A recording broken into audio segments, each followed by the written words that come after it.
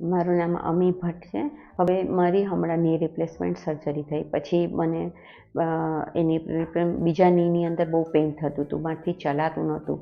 ની replacement surgery તો fine થઈ હતી, એટલે મેં ફિઝિયોથેરાપી સ્ટાર્ટ કરી. તો અહીંયા મને સરસ એક્સરસાઇઝ કરવા મળી. હવે આ વોકિંગમાં મને પાછો બેકનો પ્રોબ્લેમ થઈ ગયો.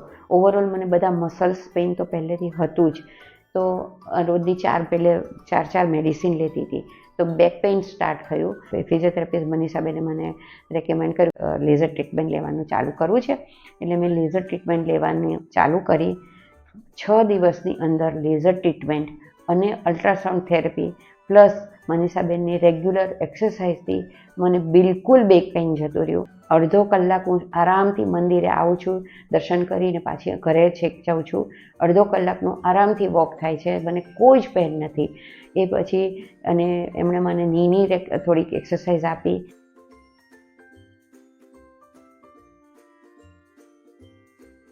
પછી મારે નેકમાં પણ પ્રોબ્લેમ હતો, સર્વાઇકલ સ્પોન્ડિલાઇટિસ હતું. તો એ બધી એમણે શોધી કાઢ્યું કે તમારી નેક પણ બહુ સ્ટીફ થઈ ગઈ છે.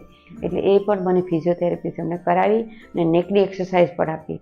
પ્લસ જ્યારે પણ એમણે મને એમાં થાય કે આજે બહારથી નહીં આવી શકાય, એક્સરસાઇઝ માટે ટાઈમ નહીં કરે, તો એમણે નાના શોર્ટ વિડીયો આપી અને મને ઘરે એક્સરસાઇઝ કરવાની આપી. એટલે એ પણ એટલી સિમ્પલ એક્સરસાઇઝ હતી કે એનાથી મને આજે મારું જે આખું બોડી જે સ્ટીફ થઈ ગયું હતું, જે મસલ્સ પેઇન હતું સખત, એ બધું જ ફ્લેક્સિબલ થઈ ગયું છે. આજે હું આરામથી ચાલી શકું છું, ઊભી થઈ શકું છું, બેસી શકું છું, મારા હાથ પગ ચાલી શકે છે. એ તો બધું બોડી સ્ટીફ હતું. પણ આજે ફિઝિયોથેરાપિસ્ટનો મારો છેલ્લા 15 દિવસનો એક્સપિરિયન્સમાં મને અમેઝિંગ એક્સપિરિયન્સ છે અને બહુ સરસ એક્સરસાઇઝ થઈ. અને હવે ઘરે બી હું આ એક્સરસાઇઝ ચાલુ રાખીશ.